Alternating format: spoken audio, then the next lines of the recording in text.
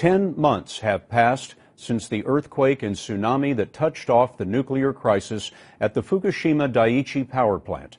Today, the U.S. ambassador to Japan visited the site, and Lucy Kraft went inside the hazardous, restricted area around the plant for a rare look at the cleanup effort.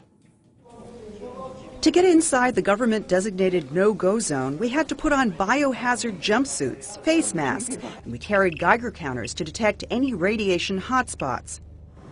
We passed rolling pastures and persimmon trees, silent now since 90,000 residents fled the nuclear disaster nearly a year ago.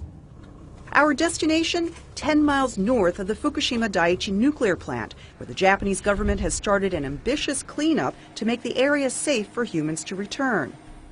We're at a site in the town of南相馬to see a demonstration of how to decontaminate the soil here.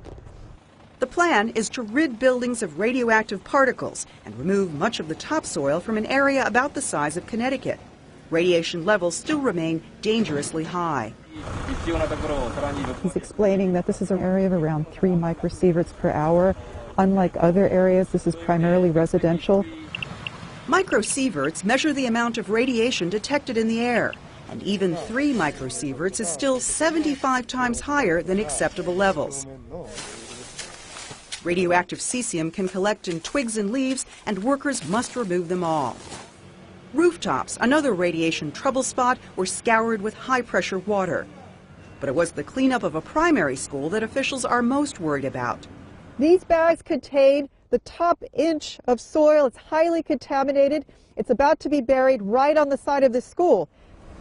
This time in the playground. The lack of dump sites means hazardous waste is buried where it's dug up. That takes the radiation out of the air.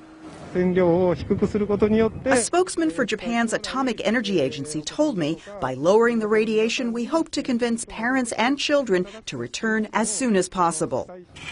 It will be a tough sell. While elderly couples generally want to return to their homes despite the risks, many families say they'll never come back. As we exited the no-go zone, everyone was thoroughly scanned for radiation. Nothing out of the ordinary was found. This cleanup was a trial run, but the government says it will begin a full-scale effort later this year. Lucy Kraft, CBS News, Fukushima.